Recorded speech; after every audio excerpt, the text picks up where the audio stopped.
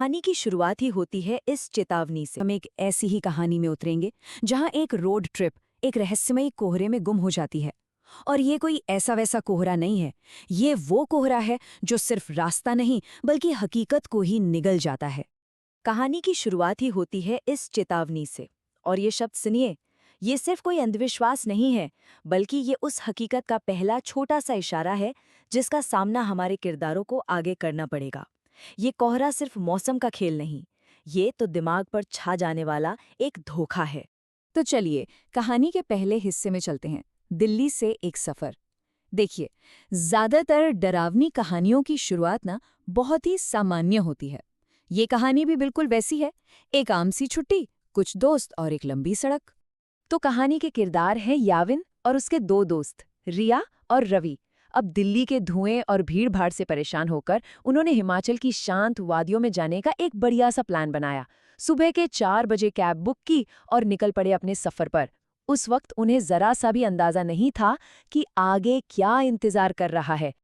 और बात सिर्फ इतनी ही नहीं थी, उनका जो ड्राइवर था वो भी काफी हंसमुख और मिलनसार निकला। सफर की शुरुआत हंसी मजाक के साथ हुई, मतलब एक बिल्कुल सेफ और आरामदायक यात्रा वाला माहौल था। लेकिन ये सुकून ज्यादा देर टिकने वाला नहीं था। तो अब आता है कहानी का दूसरा हिस्सा, कोहरे की चेतावनी। यहीं से कहानी का पूरा माहौल बदलना शुरू होता है। एक सामान्य सी यात्रा अब पहली बार किसी अनहोनी चीज से टकराने वाली है।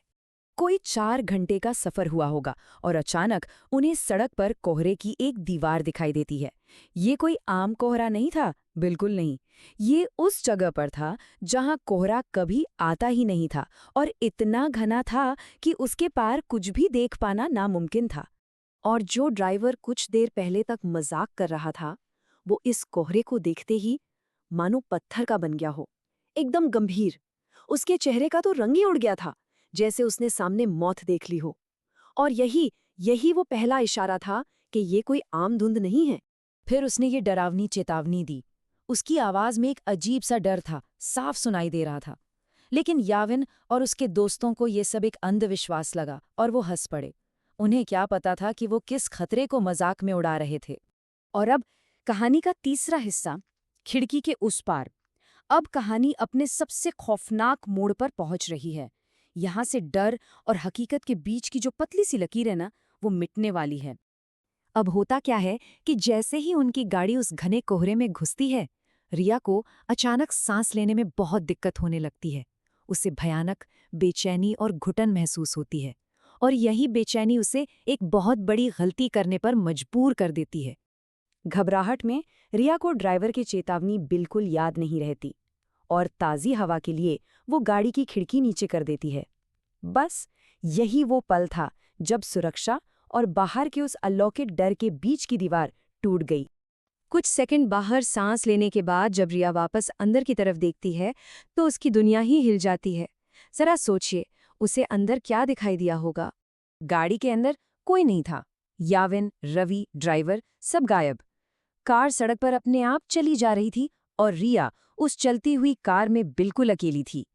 ये एक ऐसा भयानक सच था जिस पर यकीन करना नामुमकिन था। किसी तरह गाड़ी रुकती है और रिया चीखते हुए बाहर भागती है। लेकिन जैसे वो पीछे मुड़कर देखती है, उसके रोंगटे खड़े हो जाते हैं। उसके ठीक पीछे एक 12 फीट लंबा काला साया खड़ा था। और फिर रिया की आंखें खुलती हैं। वो अब भी कार में ही थी। असल में वो बेहोश हो गई थी।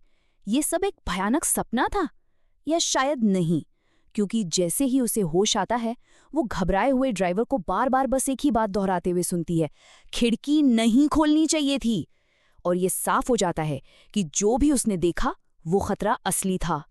तो अब चलते हैं कहानी के चौथे हिस्से पर, हकीकत का छलावा। यहाँ से डर एक बिल्कुल नए लेवल पर पहुंच जाता है। अब लड़ाई बाहर के साए से नहीं, बल्कि दिमाग के अंदर चल रहे धोखे से है। याविन जो इन सब बातों को वहम मान रहा था, उसे ड्राइवर पर बहुत गुस्सा आता है। वो रिया की हालत देखकर बस जल्दी से जल्दी उसे अस्पताल ले जाना चाहता था और ड्राइवर पर चिल्लाकर गाड़ी तेज चलाने के लिए कहता है। पर उसका ये फैसला उन्हें एक और बड़ी मुसीबत में डालने वाला था। और फिर आता है कहानी का सबसे दिमाग घुमा देने वाला पल। उनकी तेज रफ्तार कार सड़क पर एक लड़की से टकरा जाती है। याविन उसे देखने के लिए भागता है और जब वो उस लड़की का चेहरा पलट कर देखता है तो उसकी दुनिया हिल जाती है। वो रिया थी, लेकिन ये कैसे हो सकता है? रिया तो कार में बेहोश थी। जब वो घबराकर पलटकर कार की तरफ देखता है तो कार पूरी तरह से खाली होती है। यारविन को कुछ समझ नहीं आता। घबराहट में वो सड़क पर पड़ी रिया को उठाकर वापस कार में रखता है और खुद ड्राइविंग सीट पर बैठ जाता है। लेकिन तभी वही 12 फीट का साया सड़क पर उसके ठीक सामने आ जाता है। यारविन का कंट्रोल बिगड़ जाता है और गाड़ी सीधे एक पेड़ से जा टकराती है। और अब इस कहानी का 5वां और आखिरी हिस्सा, रात का अंजाम। अब हम इस कहानी के उस खामोश और ठंडे अंत पर आते हैं जो बताता है कि कोहरे से निकलने के बाद भी वो कोहरा उन्हें कभी नहीं छोड़ता। अगली सुबह वो चारों उस टूटी फूटी कार में जिंदा मिले। शारीरिक रूप से तो वो बच गए थे, लेकिन दिमागी तौर पर वो पूरी तरह टूट चुके थे। याविन अपना मानसिक संतुलन हमेशा के लिए खो चुका था, और रिया को अब हर जगह वही काला साया दिखाई देता है।